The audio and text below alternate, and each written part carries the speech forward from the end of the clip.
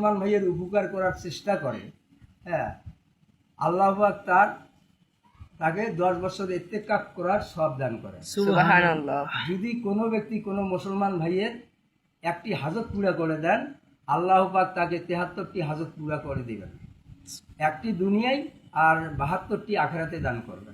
সুবহানাল্লাহ। এর লাভ জানিয়ে অপর ভাইকে দাওয়াত দেই, কেননা হুজুর সাল্লাল্লাহু আলাইহি সাল্লাম বলছেন, যার মধ্যে 3 একরাম নাই সে আমার উম্মতের অন্তর্ভুক্ত না। এখন ছিল সহি নিয়ে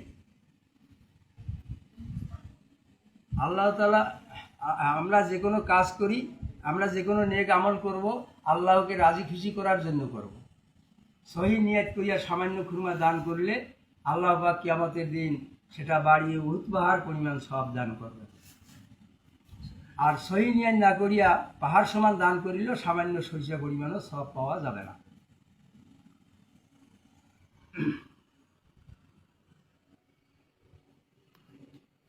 আমরা যে কোনো কাজ করব, নিয়তকে যাচাই করি করব, এই কাজের মধ্যে আল্লাহর হুকুম আছে কিনা ও হুজুর পাক সাল্লাল্লাহু আলাইহি সাল্লামের তরিকা ঠিক আছে কিনা,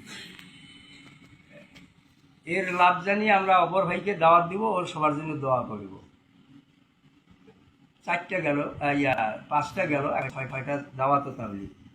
আল্লাহর দেওয়া জান মাল নিয়ে আল্লাহর রাস্তায় বের হয়ে জান মাল ও সহি শিক্ষা ব্যবহার করা, হুজুর সাল্লাল্লাহু আলাইহি সাল্লামের তরিকা সুন্নত তরিকা অনুযায়ী দিন ও শিক্ষা করা ও তাবলীগের মেহনত শিক্ষা করা।